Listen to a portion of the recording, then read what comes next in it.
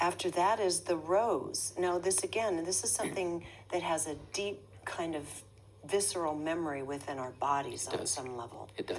And it has been used in spiritual and esoteric circles throughout history. It has. Why? Why the rose? And then tell us how you utilize it. Well, historically, it comes out of the feminine side of the church, the Magdalene energy.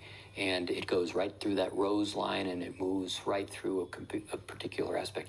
Interesting thing, if you take a rose, physical rose, if you look at herbs, they all have frequencies. Every living thing on the planet has frequencies.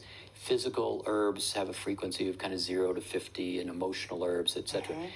Frankincense, sandalwood, 200, 205 hertz. There's a vibration of them. And so there's your spiritual range. Sandalwood, okay. Frankincense has a spiritual to it. Okay. When you get to Bulgarian rose oil, yes, it vibrates at 800.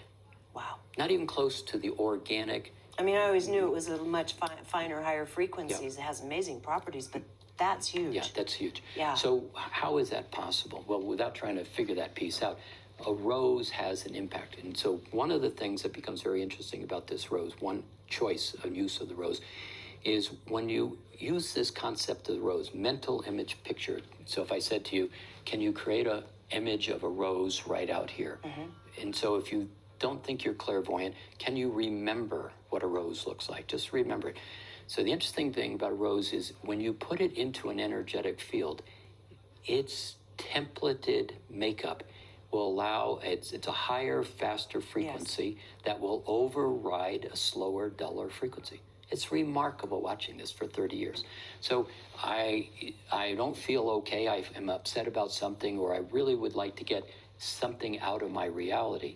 If you create a rose and you simply say to the thought, have the rose collect up the thought, the I'm not okay thought, and then just simply in your mind watch it and then explode the rose, just like a fireworks would be exploded.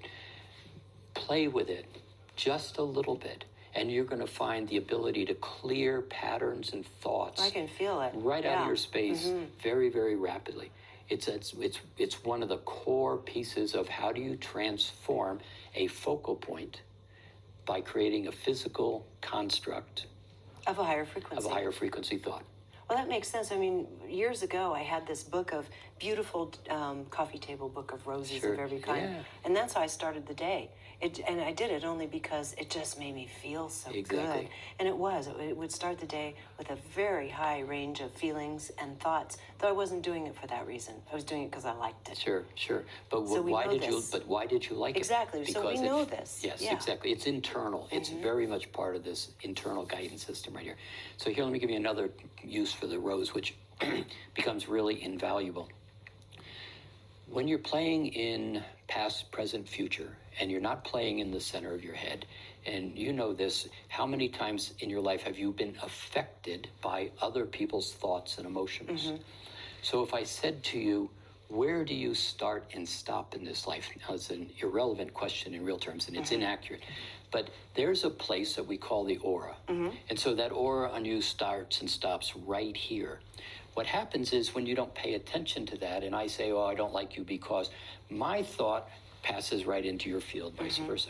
But when you take this rose and you play with it in relationship as a tool, and you define the edge of your aura, and that's pretty simple. Just take your hand straight out, turn your palm this way, and plus or minus is where a person's aura is.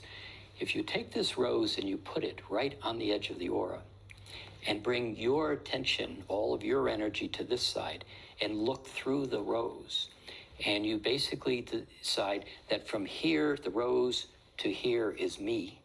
And everything on the other side of the rose is Shakespeare's theater to entertain me. Can you see what that concept does just by itself? This is me, and that's there to entertain me, to understand how I move through that life. If you can hold this here and stay on your side and view the world through this rose, you will be absolutely astonished at how you begin to manage yourself. See, from here to here is all I'm really responsible for.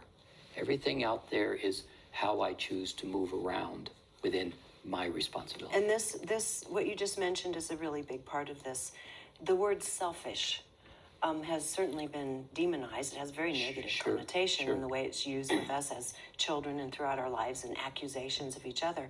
But in reality, the time to become self-motivated, self-aware, self-ish is actually what is going to take us into the higher frequencies. You cannot go there being not okay. And so think of it this way. That's a stick called selfish. On one end, there's an aspect of it to where third dimension where I step on you and I try to